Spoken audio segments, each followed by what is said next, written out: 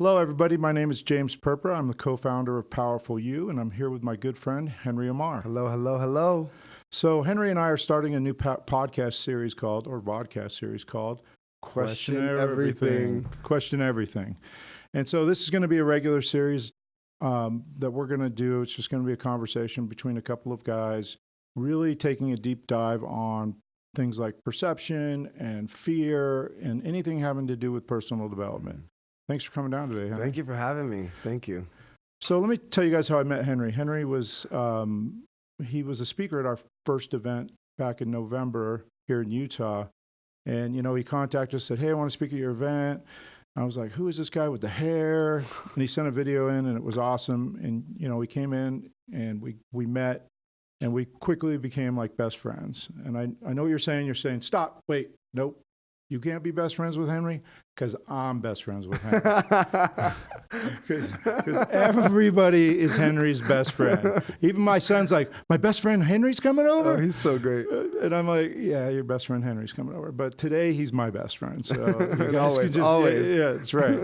Anyway, you might think he's your best friend, but he's my best friend. Anyway.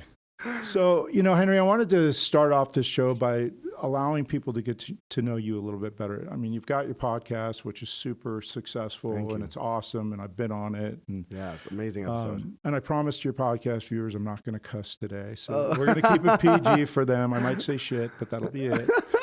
So,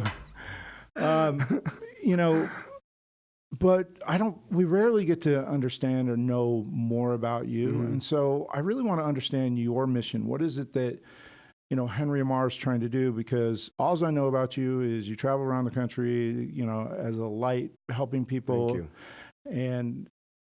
And that you have great hair. But I mean, you're kind of an anomaly because you're just out there working. But, you know, the one thing I will tell you about Henry, guys, is that Henry is truly one of the lightest, kindest, thank you. You know, human beings I've ever met. And so why are you on this mission? What is this mission you're doing? Because you're everywhere, doing everything. Thank you so much. So I'll start by saying I am grateful we met. It was interesting because when Powerful You kept popping up, and my sister sent me it, and she's like, you need to get in touch with these people. They seem really aligned with what you're doing. And I thought about it, and I think, you know, Jason and I contacted each other, we connected, and then it kind of just fell aside for a second, and it kept popping up, and it felt so right. And when I met you and Steph for the first time, I knew exactly why it kept popping up in my life. Like, you're so aligned, and it's really for everyone listening, and this is something I really mean sincerely. I am so grateful to meet people that genuinely want to serve and make a difference in the world and give their life for it. And when I met you guys, I knew why I felt so drawn to Powerful You and so drawn to you guys. So thank you. And I mean that sincerely. It's not cheesy, not like fluff, but like I appreciate when you see people diving in full out to give the world something. So that's what I'm super stoked. And we really did click the first day, and I felt like I knew you guys. And so this is great that we're doing this because James and I get in conversations all the time. Like, and we're like, we should film this. Yeah. And he's like, I'm like, we should film this. We get in these super deep conversations about stuff like most people don't even think about. And then we're like, oh, you know what we should do? We should start a podcast and film that. So This is that. Yeah, absolutely. And so thank you for having me on. And we literally had a long conversation on the drive here. We're like, we probably should save it for the microphone. Right. But it's amazing. So my story, I mean, I'm so passionate about what I do because I needed it. You know, I grew up, great, you know, parents. Every family has stuff going on up and down, right? And grew up, family didn't have that much money. You know, we all lived in one little room. And, you know, while they did the best they could and showed us as much love as they could, there were a lot of dynamics that, you know, as children, we take on. And we'll be diving into a lot of stuff of how to, like, unravel a lot of the stuff that beliefs and things that come into our lives. But as a teenager, I said, wait a minute. I was super insecure, super passive, I'd walk in a room and worry what everybody thought about me. And it's never felt good. It felt caged. And I feel like my soul needs to be free and liberated. And I would look around and say, well, we're all people. So why is that person confident? Why is that person happy? Why are those relationships great? And I just got super curious. And I've been a truth seeker for so long. And I just got obsessed. And someone put a book in front of me. and said, hey, you should read this book. It was really good for me.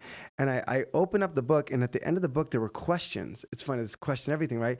And the questions made me ask things I didn't think about before, like questions about. And who was the author? So this is actually really funny. I know the answer to this question. That's why I'm not going to let you off the hook here without this. It's a Dr. Phil book called Life Strategies. And it's so random, but it opened up my eyes, and the thing that it did for me was it opened up possibilities. And I got obsessed. I started reading a ton of books. I literally would find someone confident. I'd be like, can I ask you some questions? Like, tell me your life. And I would do everything I can to extract the principles of that particular outcome or whatever it was. And I started seeing my glass ceilings start to shatter slowly. Like, I felt more confident. I felt more comfortable in my skin. I would walk in the room and be like, wait a minute, like I'm not really concerned about what that person thinks about me so much. And then I started practicing it with other people, and I was like, and then teams, and the teams would win national titles. And I was like, oh my gosh, this stuff works. And once you taste liberation and you taste growth, for me, I was obsessed with it, and I loved it. And I just dove into it. And my journey has been so interesting because I was in the music industry for period of time, checked all the boxes off, then went to entrepreneurship, went to USC for business school. And then the last gig I had before I did what I did. But mind you, I've been obsessed with human behavior forever because I needed it. I mean, I think that's super interesting because you said something there. You're like, once you taste it, right? Mm-hmm. Once I figured out that I could like create everything differently. Yes. I wanted to create everything differently. Like, absolutely. And it wasn't like this thing like, I'm never going to have enough. I mean, at one point it was like that. But Right, it was really about like, oh, you mean I can improve? Yeah. So my relationship doesn't have to stay hard, and my parenting skills doesn't have to stay hard, and absolutely. my golf swing doesn't have to suck, and, right? Like it was all these things for me, and so it just became like this obsession. Like, you mean I don't have to stay? Yeah. But I was thinking about this the other day, and I don't know if I had this conversation with you or somebody else. One of the things I don't think people realize is that there's a cost to doing nothing. Oh, right. Yeah. And so one of the guys I used to work for, was, early 80s, and he was going to all the Jim Rome ceremonies. He'd be like, if you're not moving forwards, you're moving backwards. And I was like, what the hell kind of sense does that make? What do you think? But I actually understand that statement now because I don't think what people know really realizes that people's lives are based on trend lines, right? And if your trend line happens to be going down, if you don't do something about that, it's only going to increase. 100%. And so if you don't start moving in the right direction, right, then things are just going to get worse for you. They're not going to get better. If you don't change something, your life is only going to continue to get worse. And so what I tell people is that you need to calculate and understand the cost of doing nothing. Right. And so for us, it was like, oh, well, I can have what I want. Right. Well, I'm always going to improve. Right. I love that. In that conversation, we had this awesome conversation. And I love that you put it in the framework of we have to understand the consequence to what is happening in our lives at this moment. And it's so big on like loving yourself where you are and having self-love, but really understanding and getting excited about where you're going and looking at it realistically. Because one thing I love about James is you go for the core. You go for the reality. Like, Henry, like if this continues this way, this is where you're headed. You know what I mean? And I think fantasy is what we want, but reality is what we need. And it's not a disempowering reality. It's an empowering reality, right? Like you always say, Henry, if you change, this is possible. Not like you're going to be it's not frowned upon like, oh, I'm in such a bad place. It's like, the possibilities are endless. They're endless. And it's like, I just call it a eyes wide open approach to life. I really want to know, where I'm going at all times and what my current behavior and how to shift it and how to change it and how to grow. And I know that you're on that same journey. And so, it's super intriguing to me because it actually kind of amazes me, and maybe they just don't have the tools, that people don't choose to do that. Right. One of the things I've been really struggling lately is this idea of, I absolutely think that you should embrace yourself in your current state. You should absolutely embrace it because that's a part of taking responsibility. Right. I got here through a series of choices, and when you take responsibility, you take your power back. Right. But I and I struggle with this because it's like, well, embrace it. Well, what if it's not good? Right. Right? What if it's not good? And it's important to embrace it because you'll never move forward, but you also don't want to be satisfied there, right? And so, you know, I mean, weight loss is a super easy thing. I see somebody who's 400 pounds, right? And there's all this embrace the weight, do this and that. And I absolutely agree with it. You're beautiful no matter what weight you are. You're so much more than your body, but you're not healthy. Right. You're not at your optimal state. 100%. If you're not eating correctly, your brain isn't where it needs to be to really go into full gear and start creating and functioning. And so I agree with the embrace it, but it's embrace it and move forward. I 100% embrace agree. it and move forward. And I just have this hard narrative with like, it's all good. Like, well, it's not all good because you feel good. Is your brain functioning correctly? Right. I had this really funny thing happen at the Powerful You event, right? And so this lady comes up and she's standing in line to meet Steph and I. Probably to meet Steph. Nobody's really there to meet me, but I've heard great things. Yeah. So, and she comes up and she goes, "I want to bake you a cake." And I'm like, "Oh my God, that's so nice." And I happen to love cake, but I don't really eat cake. She's like, "What do you mean you don't eat cake?" I'm like, "I just don't eat a lot of sugar." And she says to me, she goes, "What is it with you really rich, successful people that don't eat sugar?" And I'm like, just play back what you just said. Right. Like what is it with you people, you know, you're super rich, successful people who don't, you know, engage in a behavior that you know is going to take away from your brain capacity, your energy, right? And that's literally what I said to her. I said, repeat back what you just said to me, right? And ask yourself that question. You know, what's the difference in the behavior? And so I struggle with this embrace and stay. Yeah. Embrace and grow. I agree. I agree with you 1,000,000%. It's, you don't want to stay because, again, back to your original comment was, what is the consequence if you stay? And I asked this question once. It came out of my mouth, and it was in this video I'm about to release. I said, what if you had 1,000 days like today? Who would you become? Oh. Who would you become? What would your life look like? Would you be further ahead or would you be worse off? Would you be healthier or would you be more unhealthy? Would you be more successful or would you be less successful? Would you be more confident or less confident based on your thought patterns, what you tell yourself, what your actions are, what your habits are? Every day we're developing habits. We don't realize it. And it's a cord. And every single day we're getting it tighter and tighter. And realistically, like I called somebody I love yesterday. And I said, look, I love you and I'm going to tell you the truth. I said, you keep doing this, this is what's going to happen. You made me cry, by the way, when you said that. No, I'm just kidding. It wasn't me. Although I love that James would call me, like we have the relationship where you want friends. Like James would tell me, Henry, you know, I have this thought, you know, I love you and I want to share this with you, but I want to tell you this and vice versa. And you want people to surround you that will be honest with you as well. Well, you want people to challenge, you know, one of the things that really got Steph and I early in our relationship was the fact that, you know, we have each other's backs. Like I always have her back, but I don't have her back when she's wrong, right?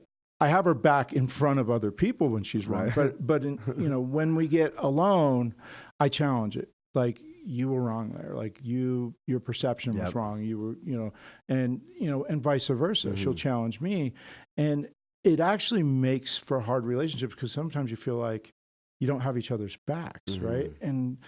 And we've had this conversation many times, and I'm like, I have your back more because I challenge you. Right. Because when I challenge you, I'm not allowing you to stay in that delusional state, that delusional thought pattern, and that, you know, like you were saying, that habit that, okay, well, if I support you in this today, it's going to come back tomorrow. I love it. And tomorrow, right? We have to break these patterns as they come up. And she knows, like, I'll challenge her when she's wrong. And that becomes, because sometimes you just want your spouse to be like, come on, get my back. Like, but you're wrong, right? Right. And I won't do that in front of other people. And she certainly wouldn't do it in front of me. But it's such an important part of a relationship. Yeah. And I think when you love somebody and you love yourself, which I think are both equally important, you're honest with the person in a way that's best for the person, but you're still honest with the person. Your delivery, like it's funny. I used to be very passive, and now I don't mind being really, really bold. And I was having a conversation with my friend yesterday. She goes, you know, you could be really straight sometimes. And I said, you know, I do the best that I can, and I don't get it right all the time. if you need it straight, I'll give it to you straight. If that's the best thing for you.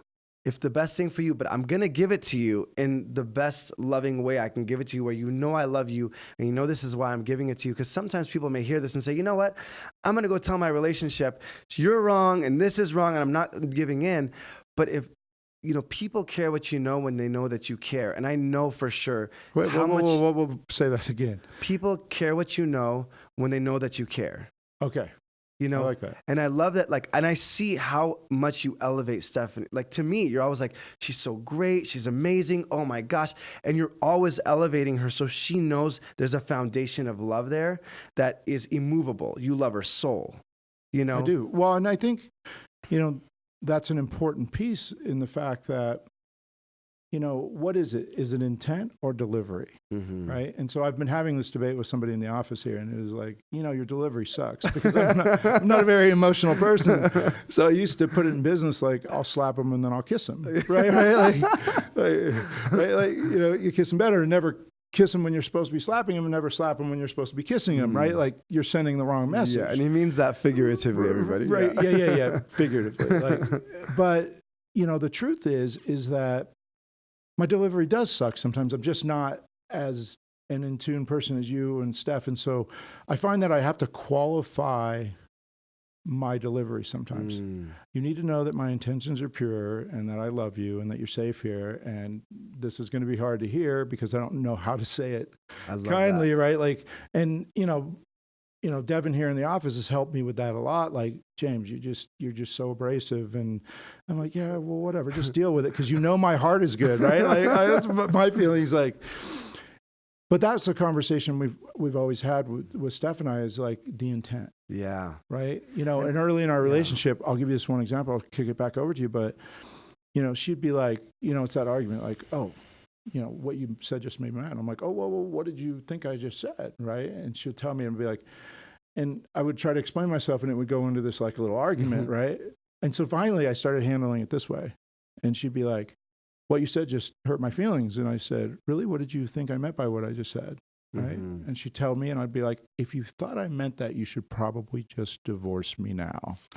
Right. Like, because I would never mean you harm. I only ever mean you love. I'm never trying to break you down. I'm only ever trying to build you up. And that was, she got it. She was like, okay, well, your delivery sucks, jackass. And I'm like, I can accept that. Right? But know that I love you. Yeah. And it's cool because even in our conversations, one thing I love about you is you're so open to your growth. Like you just said, you take on, like, you're like, what are the consequences of where I stay? And you just said, like, I know. You're open and saying, I know my delivery is not the greatest right now, but you're always evolving it. We're always having conversations, which is really cool. And it flips on the other side, which is cool, is how do we receive? Right. Right. And if every time anybody says anything, I get defensive, this is a very sensitive subject to a lot of people because we want to protect ourselves, quote unquote, when in reality, what's really yours isn't taken away. The core you is so not broken. It's beautiful. It's all the extra layers we've put on over the years that you're getting rid of with yourself and with others and what we're doing together. And the craziest part is there's a really cool story. Michelangelo, the sculptor, I believe it was him. They were having this conversation and someone wrote this down. He said, I get this block that I'm going to create a statue from. And he said, I know, from his paraphrasing him, he said, I know what God wants it to look like, what it really is supposed to be. My job is to take everything out that's not truly a part of that beautiful sculpture. And I feel like in receiving it, in seeking truth and in questioning everything, right, is what is the real truth? And if it's not truly a part of me and elevating me and empowering me, then why am I resisting something that could elevate me? And what's the best way for me to receive that? And say you told me, Henry, I really think this, and this, and we have these conversations all the time.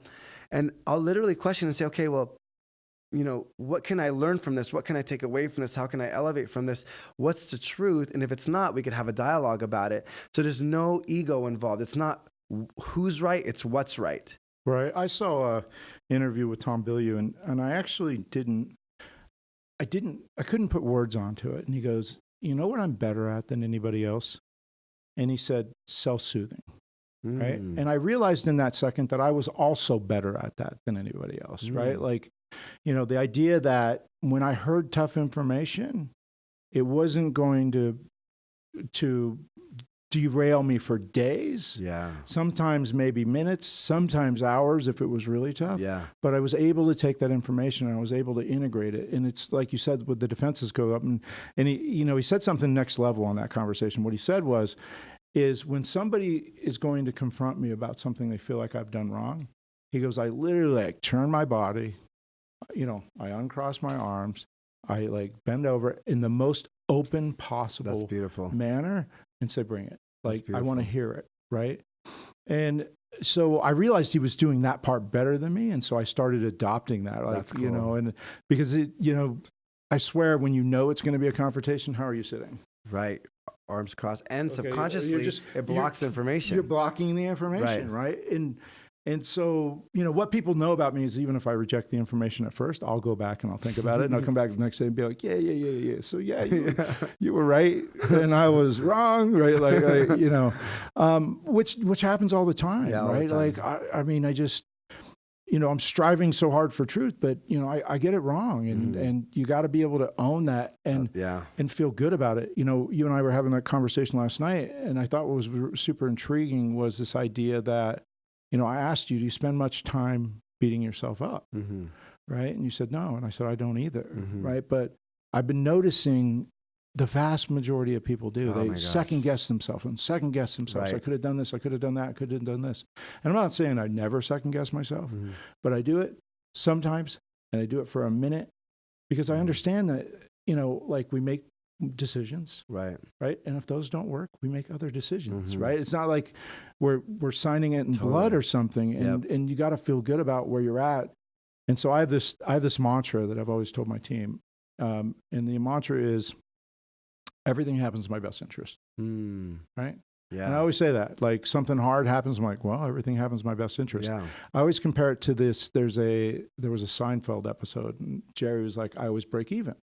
Even Steven was the episode called. And so Elaine goes over, and there was $20 sitting on his kitchen table, and she picks it up and throws it out the window. She's like, what are you doing? She's like, let's see if you break even, right? And so a couple minutes later in the episode, they're getting ready to go out. He puts his jacket on, he sticks his hand in his jacket, and there's $20. He's like, there it is, That's right awesome. there, right? Yeah. And so is it true, right? Does everything happen in my best interest?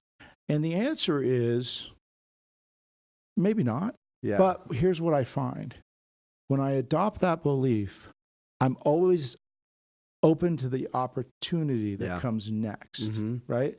Like when I'm beating myself up and I'm spending time in that fear and I'm second guessing myself, I just look at the situation and go, something good is going to come of this. Yeah. And you know what? It always does. Yeah.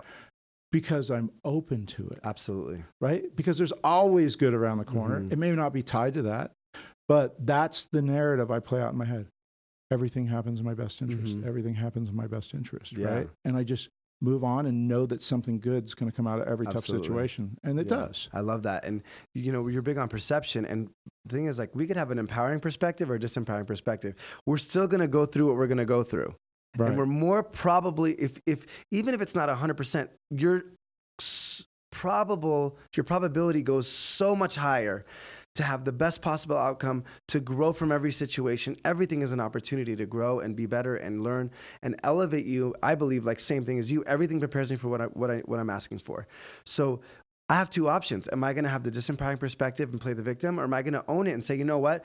This happened. I can't control this, but I can control who I become from it, and I can control my perception on it and allow myself, like you said, the greater opportunity to achieve and have the best life from whatever's happening.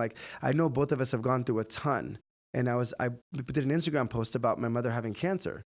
And, it wasn't fun to see my mother go to 70 pounds. It wasn't celebrating that. But I looked at it and I said, I have two options.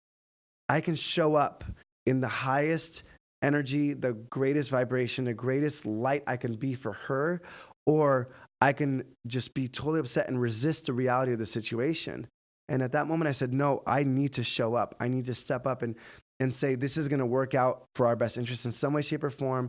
I don't know how, but I'm going to show up the best way possible. And I think in that perspective you're having, I think it's important to decide that early. decide right now that everything that happens to me in my life currently and going forward, I'm going to ask myself, okay, how can this benefit me? How can I learn from this? How can I grow from this? And having that filter, because if you don't, the trajectory it's where you look is where you go.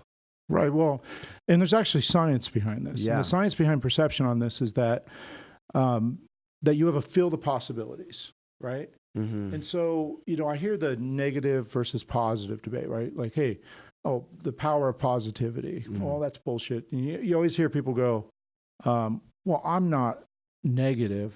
I'm a realist, right? Like I'm not right. But that's actually not true because Right. because it's all delusion. Yeah, All of it. exactly. Like you're interpreting all of it. And so you can choose. So true. And so, oh my gosh. because you have no access to reality. So it's Right. only ever your interpretation. So Yeah. you have what's called a field of possibilities, Yep. what I call field of perception, what Bo Lotto calls a field of possibilities, who's the leading neuroscientist in the world on perception. And what it is that you can only see those things that you predict to be probable, right? Right. And so when you shut down and when you're negative, you cut down the probability Absolutely. calculator. And so 100%. negativity literally shuts down your scope. Right. So you can only see this much of the world. Exactly. Right? Yes. And you can only see the most negative outcome to any situation. Totally. Which makes that outcome infinitely more possible. Absolutely. Because And it's the only thing improbable. Right. Because that's all you're focused on. It's like, that's what a self-fulfilling prophecy is like. I know he's going to break up with me. I know he's going to break up. Right. Like, and finally it's just like, oh, whoa, can't do this anymore. But, when you start focusing on it, it makes that situation more probable. So, if you're questioning, whether or not you're negative, I mean, this is a big deal. Right. It really is a big deal because what happens is that belief of everything happens in my best interest opens my field of possibilities completely because I'm looking for the next opportunity. Right. And I know that it's available because there's always opportunities out there. And negativity shuts down. Exactly. Positivity opens up. And the consequence, if you just look at the consequences of negativity and having a negative self-talk or a negative conversation, negative focus, let's take a second and really think about the consequences in your life because there are really real consequences. Sometimes we think, positive or somebody else. Don't we all want infinite possibilities? Don't we all want a better life? Everybody does.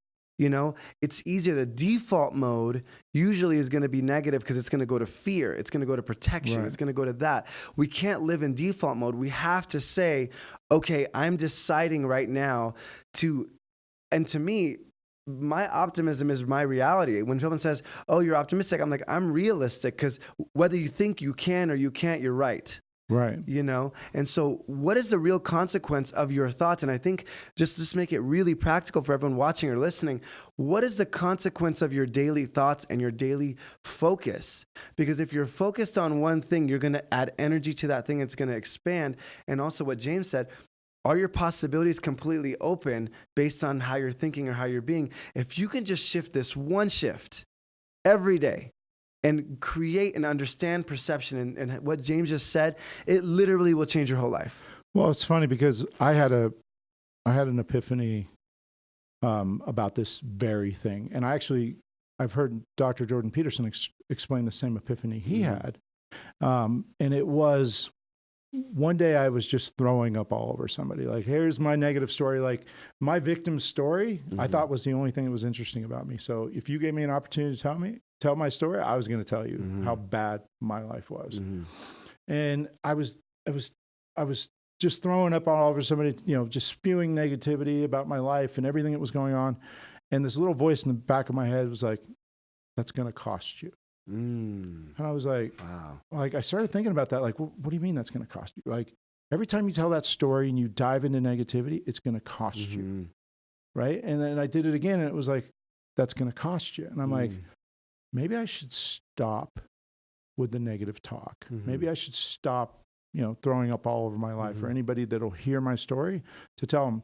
And so I stopped telling the story, but it wasn't as easy as stop telling the story. And, here's how Dr. Jordan Peterson says it is like, you have to stop saying things that make you weak. Right. Well, the problem is, even though you stop saying them, you don't stop thinking. Right. Right. And somebody would walk up and like tee up this perfect opportunity for me to just, oh my God, let me tell you how bad things are. Right. And I would literally be to the point where I was physically biting my bottom lip because I'm just like, tell a story like I want to tell about it. But I wouldn't do it. So I stopped saying things that made me weak. And at that point in my life, I had to stop saying just about everything. Wow. Right. Because that was all I was saying. Right. And it was such an empowering moment because, what was left was real. Right. What was left was real. And I started speaking from that place eventually. And the mind was racing, all the negative thoughts and self-talk and stuff. But as soon as I stopped giving it a voice, eventually it stopped coming, right? Like I just like, well, I'm not going to give you any time, out of my mouth. And then it's just like, well, if we're not going to get any time, we're going to go away. I stopped feeding the beast. And so for somebody, this is a question. So for somebody that is saying, you know what, but this is my situation and I need to discuss my situation. What's a way for somebody to say, okay, well, this is where I'm at, and it is my story. For example, my mother having this situation, or somebody in a situation now. What's a good way for somebody to approach their life and not I look at it like Google Maps, right? Where you have to know where you are, but you need to know where you really are and where you're really going. Right. So what's a good way for somebody to approach their situation in life, not bury things and not deal with them, but deal with them in the most productive way? What would you say? How would you do that? I mean, interpretation is everything. Right now, I mean, look, I can say to people all day long, you don't have access to reality. You don't see reality. And they'll be like, oh, yeah, I get it. But they don't really get it because it feels real. Right. So reality is always based on their interpretation. Right. And so, yes, we absolutely need to discuss our lives, but interpretation is everything. And so the first thing you have to do is you always have to attempt to paint things in the most positive light, right? And that's what I do constantly. Steph used to come up to me and she'd be like, we got this problem, blah, blah, blah, blah, blah. And I'd be like, and she'd be like, don't say everything's going to work out again. I'm like, but that's all I got. It's going to work out. It's going to work out. I know it's going to work out, and she's just like, she loved and hated me for saying that because she wanted a better answer. And I just said, I know it's going to work out. Yeah. Right. And so the most empowering thing you can do in any conversation is find ownership. Yes. Right? Is to go in there and say, okay, I'm dealing with this situation. I know I created this, and this, right? Because now as soon as you take ownership of something, then you're no longer a victim. Right. Right? And so what is the only thing left to take ownership of? And really it's your interpretation, right? Like you're going, well, okay, I got abused in my kindergarten class, right? Which some of you guys saw in my videos, but I had to take ownership of that situation. Yeah. Because from that point forward, my life went spiraling out of control. Right. And it would be super easy to say that was my abuser's fault. But it wasn't actually my abuser's fault because I made a choice on that day. And I made a choice to believe something about myself that wasn't true, right? And that choice is what spun my life out of control, not the abuse. Now, did I make the most logical choice based on the situation? Here's a person of authority. And the answer is, of course I did. Right. With my 5-year-old brain saying, well, what does this mean? Well, it means I'm stupid, or it means I'm not good enough, right? But I still had the power of choice to interpret what that meant to me. And so I never go back to that situation and say, I chose to get abused. I chose to believe something about myself that wasn't true. Right. And the power in that is I just took my power back. Yeah, I love because my life was shitty because of my choice, not because of her actions. Yeah. And the way I would prove that is not everybody that's ever been abused has allowed that abuse to define them, which means that if it was possible for one, it's possible for all. Right now, I had great parents, and they'd have done a great intervention. I went home and told them, it might have been possible for them to go, hey, that's not who you are. This is just her issues. Don't take on her emotion. But they didn't. My mom Right. said, the world's a terrible place. You know, you're just going to have to get used to this type of, Right. like she reinforced the Wow. behavior, and it just set me on this path, which I believe that as well. Mm-hmm. And when I actually realized this, I was really pissed, because I was like, God, I was too young. Like, I couldn't have made a different decision. But then at the same time, I thought, I'm taking my power back. Like right now. Right now, I'm taking Yeah. my power back. I can Yep. look at any situation Yep. and find some responsibility in that. Mm. And when I find responsibility in it, I find power. So when you express, first of all, interpret things in the most positive way, Mm-hmm. right? I will generally always give people a benefit of the doubt Mm-hmm. when I don't know the truth, Right. right? So if I'm assuming intent or I'm assuming something, I will always give them the benefit of the doubt, Mhm. which sounds like a weak statement, but it's not a weak statement, because between the time that I make the assumption and I find out the truth, the difference between giving them the benefit of the doubt and not giving them the benefit of the doubt is how much I want to suffer. Mm. So I always give people the benefit of the doubt until I find out the truth. And then in that moment, I'll deal with whatever it is, right?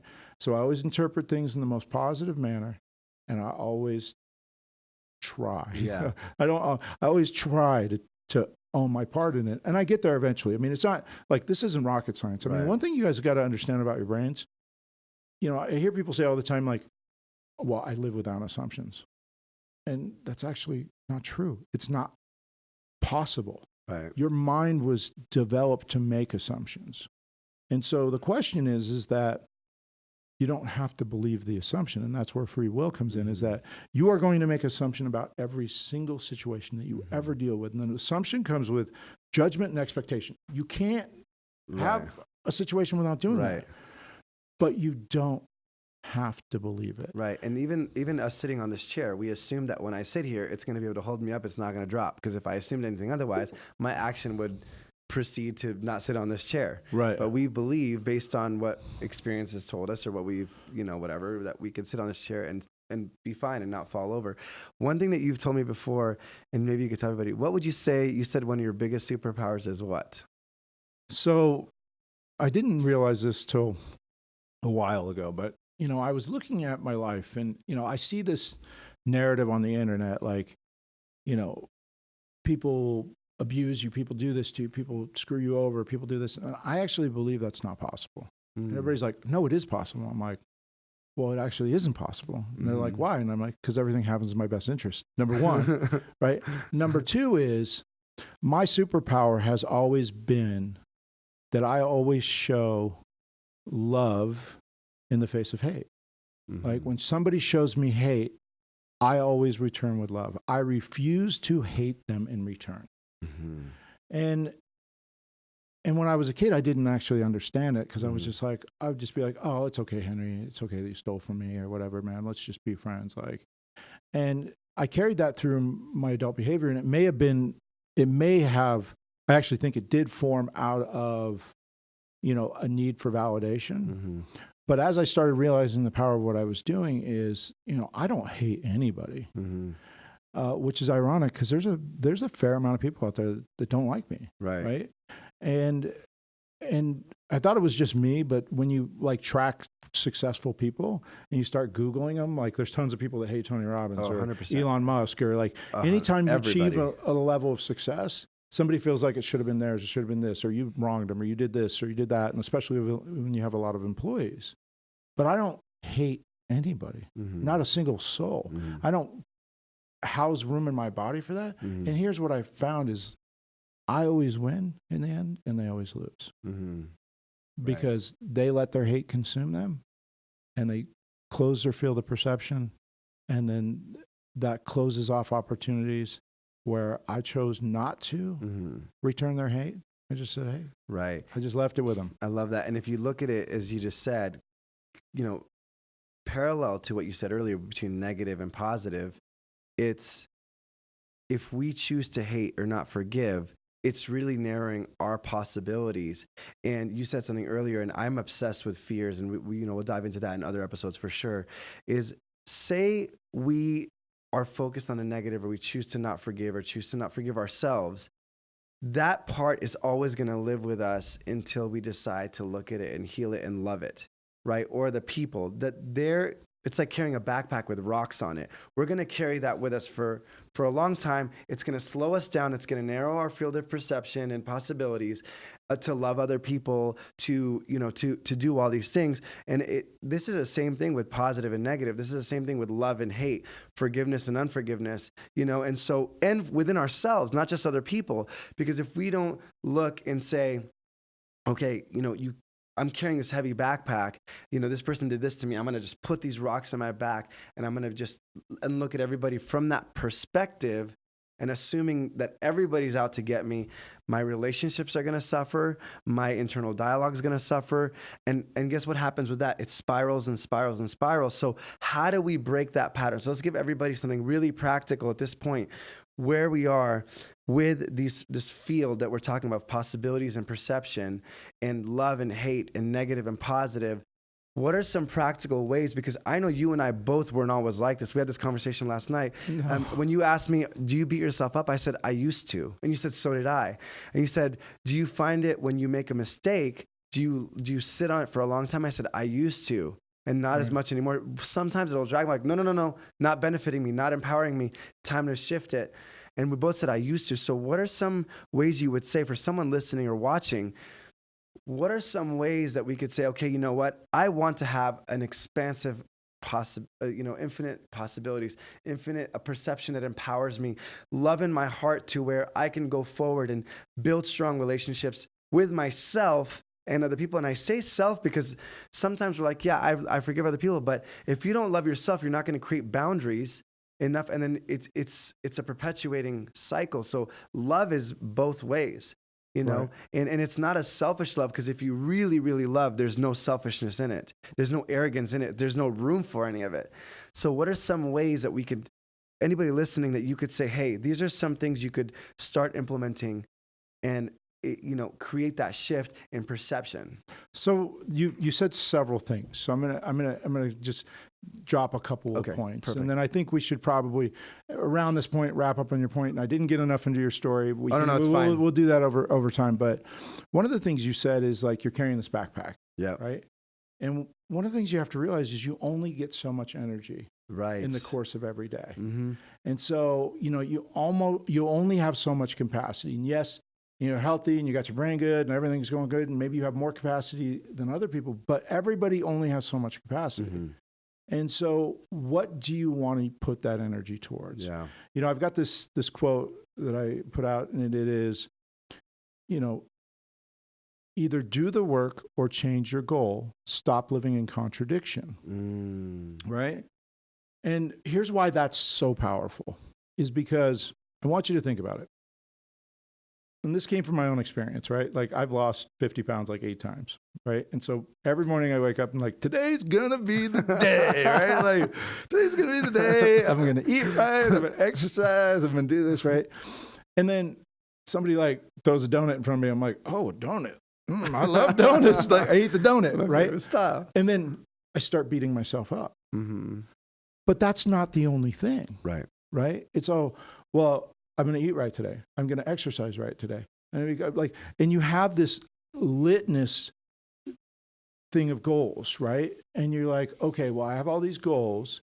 And every time you choose to ignore one of those goals, it creates one of those weights, right? Every time you hate somebody, it creates a weight, because when any situation that happens that reminds you of that hate or that resentment, whether it's towards yourself or somebody else, you just put another rock in, right? And you just put another rock in. And so it becomes this thing where you're just constantly, by the time at noon, you've hit capacity. You're done for the day, right? You just don't have the energy, like you don't have the mental, space to really take on anything new. And you're into this negative space, right? And there's some real science about it. And this will go into the parasympathetic and sympathetic nervous systems at another time, based on fear, when we have the fear conversation, because I love the fear conversation. But, you're shutting down, right? You're taking on more, you're shutting down, right? You're carrying more weight, and the possibilities start shrinking, period. Right. And you can't do it. So the question you always have to ask yourself, and you touched on this, is, does this serve me? Mm-hmm. Right? Because I think, and we'll have the fear another conversation another day, but there's all this demonizing fear, demonizing ego. Well, fear's job was only ever keep you safe. Right. And so I don't think you should actually demonize your fear. I think you should honor your fear. I think you should respect it. And I think you should stand it down based off of that. And you have to ask yourself, does this fear still serve me? Right. And the answer is it might. Right. If you believe that you're not good enough, then you're in fact not safe, then anger serves you. Right. So you have to walk it backwards. To the core. Of, well, why do I feel this way? Right? Does this belief still serve me? Does this, because it's all interpretation. Does this hate I'm holding towards another person, does it impact them? Oh, wait, it actually doesn't impact them. It only impacts me. And you know what? I love that you said, okay, well, I still have all these other things. So say you did wake up in the morning and you had the donut. And then you beat yourself up, and guess what? When you beat yourself up, you added another rock. And then now you're more tired, and now you're like, gosh, I'm so tired, and your perception, you get more negative, and you add another rock. So the pattern has begun. We have to break the pattern. Every moment's another chance to say, like you said, right now, I'm resetting. We can reset. Listening right now, doesn't matter what happened 2 hours ago, learn from it and reset now. And if you make another decision, reset then. And I think when we were talking yesterday, when you're like, do you beat yourself up? And I was like, I don't, but sometimes I catch myself. It comes in. Like I bombed a speech a couple of years ago, dude, and I still beat myself up for that one, like, because I don't bomb speeches. Like that's just kind of my thing. I can just get up and wing it, and I bombed it so bad and it's still on the internet. And I keep wanting to call the lady and be like, can you take this down? But it's just a reminder of me.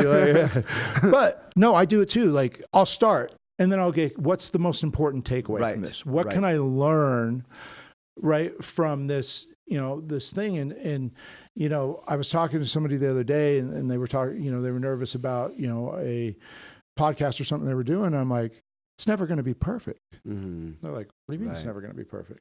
I'm like, there's always one point. And I'm like, I wish I would have done this or that. And they're like, oh, you mean it's not perfect for you? I'm like, no, never. But I use that to learn for the next time. But I go in knowing that it's going to be what it is, and whatever it's going to be is somebody's going to need whatever I said that I thought I screwed up. Absolutely. And the greatest part is that whatever comes up at that moment is what needs to come up for us to look at. For example, if I did something and I wasn't really happy about it, instead of beating myself up, what if I asked myself, wait a minute, what can I really learn from this? Because if I don't learn the lesson, it's going to keep coming back to me. So sometimes when I mess up, or even if I do something and someone's like, wait, why are you going away? And you're excited, because I'm excited to explore, because my mind, my spirit just showed me what might be holding me back from what I really want to give the world. And so when you make those decisions, and like you just said, it's at that moment we could reset. Why not ask ourselves a more empowering question instead of saying, why did you do that? And you're so dumb. Saying, you know what?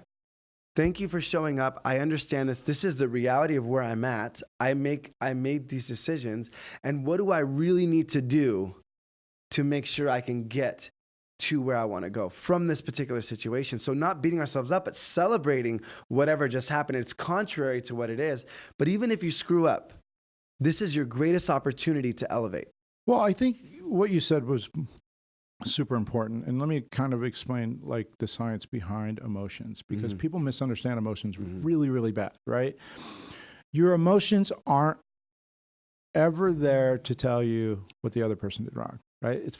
They're about you, but we constantly make our emotions about other people. And so what happens is that when I get triggered, right, and I am angry, that anger is not about the other person. It's about something that happened in my past. Right. And so whenever you're triggered, you should get excited and you should go, what fear did I just stumble over that I don't know that I have? Right. What triggered that? Like there's, and what happens is if you ignore it, the next time it gets bigger. Oh my gosh. It gets louder and starts yelling at you and starts screaming at you to the point where, you're just like, what the hell? Like, and the pattern keeps repeating. But what you have to do is like, I just got triggered. Once I'm through the emotion or the crying or yelling or whatever happens when you get triggered, I stop and I go, okay, this is tomorrow's meditation, right? I go into it and I go, okay, what was it that triggered me? Well, somebody said this. Well, why would that word or that phrase trigger me? Right. Well, if it triggers you because, you still feel like you're stupid, right? Or something, or you don't feel like you're good enough, or that trigger has a tie to your past, and it's a fear that you have about yourself. And so it's a gift in the fact that it just told you, hey, here's a fear that's sitting in your subconscious mind that you're not even aware is still there. Maybe you thought you dealt with 5 years ago, but in fact, that's just your ego telling you dealt with it. Right. And it's a gift. And so I literally get my phone out and I go, okay. And even if I don't have time to deal with it, I got super mad at Steph a couple weeks ago because I don't remember what it was, and I got in my car and it was steaming. And so I wrote down what I got mad about. And so later that night I cooled off and I said, why would I get mad about that? She didn't do anything wrong, right? Like it was me. Right. And then I followed that train of thought back to the fear that I had or the belief that I had that wasn't serving me. Right. And I eradicated that belief. And that's so awesome. Every fear, every trigger is an opportunity to grow, right? And that's what people are failing to miss. But I will give you this one thing, because you said that. You're like, every time it's an opportunity, every time it's an opportunity, every time it's an opportunity. And that's actually true, but it's not true in the sense of there is a point where you're too far gone in a given day, right? Like where you get to a point where you're like, I'm just too triggered to get back. Like you try, you meditate, and so when I get in that state, I'm generally in my office with my freaking door closed, doing emails very quietly, not engaging with anybody. And because when I know I'm in that state, I need to sleep, reset, and meditate. And right? I think, And so my only objective is to not do any damage, right? Because I realize that I'm not going to be able, my brain's too triggered, I'm too stimulated, too much caffeine, whatever it is. I'm not going to be able to get at it right now. I'm just going to put my head down, try not to, slaughter people in my path, right? And not try to, because I know this is me, right? And then, then evaluate it when you do get to that calm place. But I do agree with you. Most of the time it's like, I can get back. This is a choice. This is a choice. Yeah. But it's always pointing at a fear, an insecurity, or belief that you have. And two things you said that really, really, I think we should emphasize is, one is your self-awareness, being lovingly self-aware to say, I know that if I get in this space, I need to get myself in a different space before I go deal with this. Because if I deal with something in the space, in the negative frequency that I dealt with it, I'm going to get that result. Like wherever I'm coming at it from is where I'm going to get it. So being self-aware is really important, and getting yourself to that space and then asking yourself, what's the truth? This is my fear. And this is such a good overview, because we literally will be diving into fears, self-awareness, how to get to the root. Like once a fear comes up, how to get to the root. We have these conversations all the time, and maybe take people through some meditation, like processes that actually get you to those in this podcast. But the question always becomes, and this is something that, because some people may now be saying, oh my gosh, I'm realizing all this stuff. But once something comes up and you say, okay, this triggered me, why? Question everything, right? Why did this trigger me? And again, it's not, you can't heal something without love. It just doesn't work. It doesn't work. So if you're looking at it, you're like, why did I do this? If I'm looking at something and saying, Henry, you're an idiot, why'd you do this? Guess what? I'm adding fuel to the fire because I'm feeding something. And my focus is on the negative aspect. So if I'm looking at my fear and saying, why do you feel this fear, this fear, this fear, this fear? Where am I putting my focus? I'm putting my focus on that fear. But the question is not what is the fear. The fear is a guidepost. Emotions are my indicator to the truth. Right, which is somewhere rooted in your past, because that's the way your mind works. It's always taking information from the past and inserting into the future. Right. So you can't actually change the future from the present. You can only change it from the past. You have to go back into your past, because your mind can't tell the difference between, living something the first time and remembering it. And you have to change the emotional pattern that's, and triggered. And you have to change the belief back then. And then your mind will stop taking that information and inputting into the future. Yeah. And so when you're aware, I totally agree. And knowing the processes to do that is something we'll dive into. We're going to walk everybody through that. And it's going to be, it's so cool and it's so liberating. And in the meantime, when you're like, well, give me the process while you wait a week for the next episode or however long it takes. When you see something, my suggestion, and James, you could totally add to this or tell me, switch it. First thing is just be self-aware, lovingly self-aware, and say, okay, I was just triggered. I'm not in the highest emotional space I could be in. That's the most optimal for my life. I'm not in the loving space for myself or for others right now. Okay, let me see it for what it is. Let me write it down so I could explore it and just set my intention, or if you pray or meditate or whatever you do, that I want to understand this. And then you could ask yourself, what's a more empowering way to be, way to think, way to feel? And what is the truth of this situation? First truth is we have the power of choice. Yes, we can be triggered, and yes, it may be going against the wind, but at every moment we have a power of choice. Choice in interpretation, not in the actual assumption. Right. Yes. Yes. Choice and interpretation. How am I going to interpret this differently? Yes. Right. Is there a different interpretation? Yeah, 100%. What's the most empowering way I could look at this? Because guess what? It is what it is, what it is. And you're going to deal with it. So you might as well grow from it and deal with it in the most empowering way, or else you're going to spiral down, because every day, and we're going to get into the neuroscience of it, every day you do something, you're conditioning it. Yes. You're curling that muscle. Do you want to curl a disempowering muscle or an empowering muscle? So if we could just develop the habit of pausing.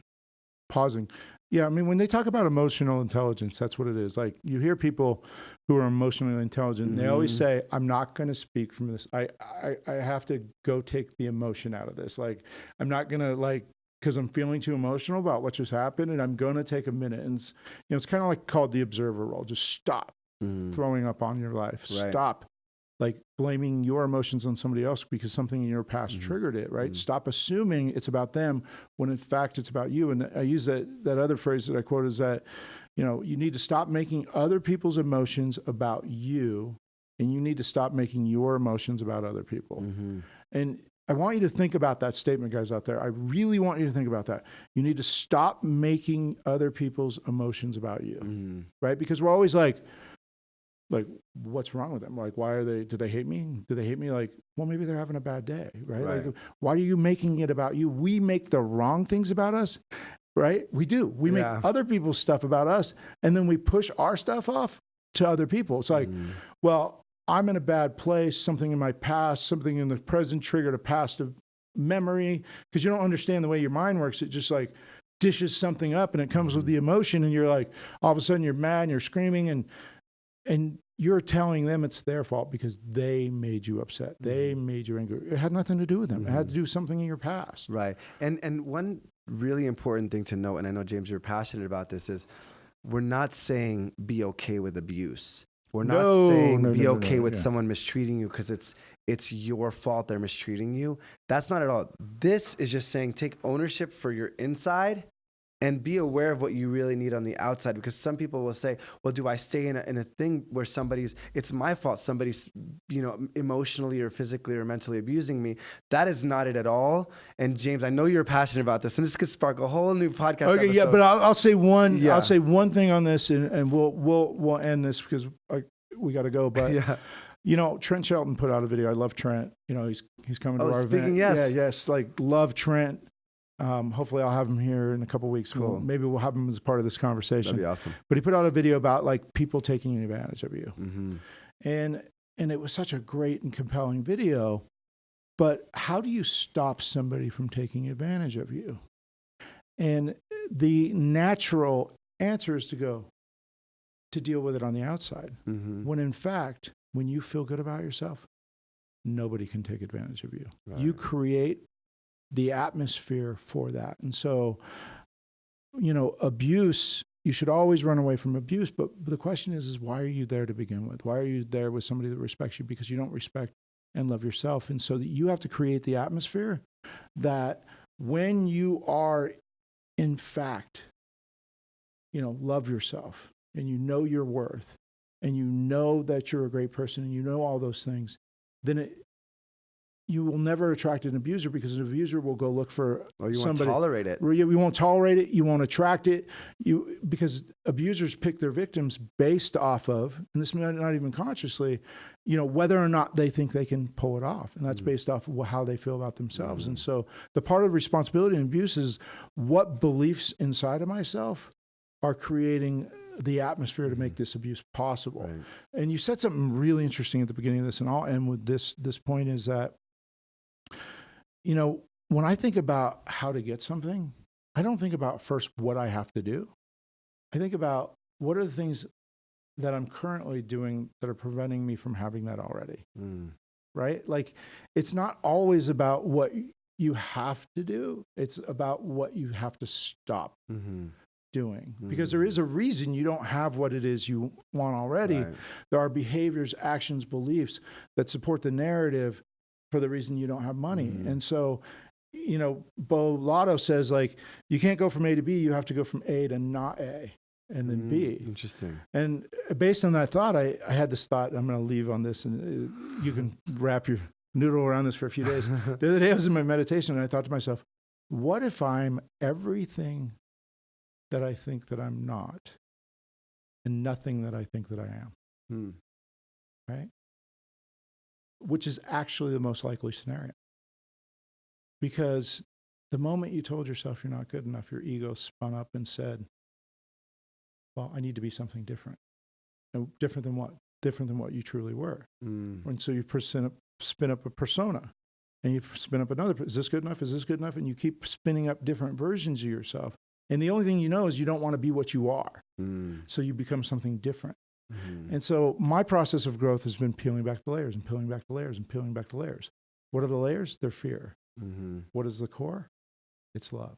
Absolutely. So what if I am, everything that I think that I'm not, which is love? And what if I'm, not everything that I think I am, which is fear?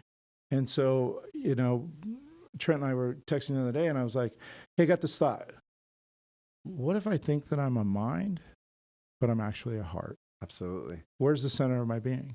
Right. Because if you can do a deep enough meditation, everything shuts off except for your heart. Right. Absolutely. Right? Yeah. And so what if you think you're a mind when you're actually a heart? Absolutely. And that's fear, right? Versus love. Because the heart sends more messages to the mind than the mind sends to the heart. And just final thoughts on my end is, everybody listening, this is the important context. And until you believe it yourself, we will validate it for you and help you, guide you that way. Your core being is incredible, is amazing. The world needs you. It's love.